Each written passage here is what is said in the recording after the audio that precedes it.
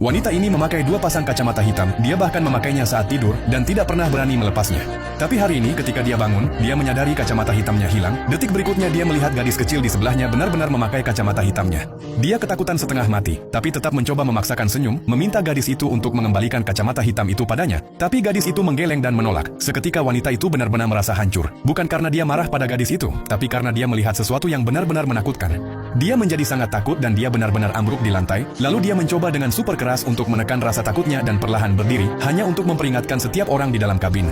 Wanita itu melihat hal yang akan terjadi pada mereka. Dia tahu persis apa yang akan terjadi selanjutnya. Dia dengan panik menggedor pintu kabin, menuntut untuk turun dari pesawat. Semua orang mengira dia benar-benar kehilangan akal, memperingatkannya bahwa mereka akan memanggil polisi jika dia terus melakukan ini. Tapi wanita itu lebih suka masuk penjara daripada tinggal di sini.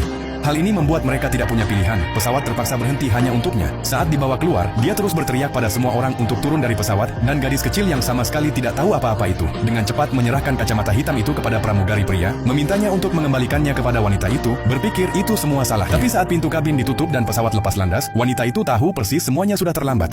Ternyata wanita itu bisa melihat hantu dan monster sejak dia masih kecil, sampai ayahnya dengan lembut mengeluarkan beberapa kacamata hitam yang lucu dan memakaikan pada dirinya, akhirnya menghalangi semua hal menakutkan itu. Selama bertahun-tahun, lemari wanita itu benar-benar penuh dengan kacamata hitam, tapi semuanya masih tidak bisa menghentikan ayahnya dari kematian. Dan beberapa saat yang lalu, karena gadis kecil tidak sengaja mengambil kacamata hitamnya, dia melihat bayangan gelap.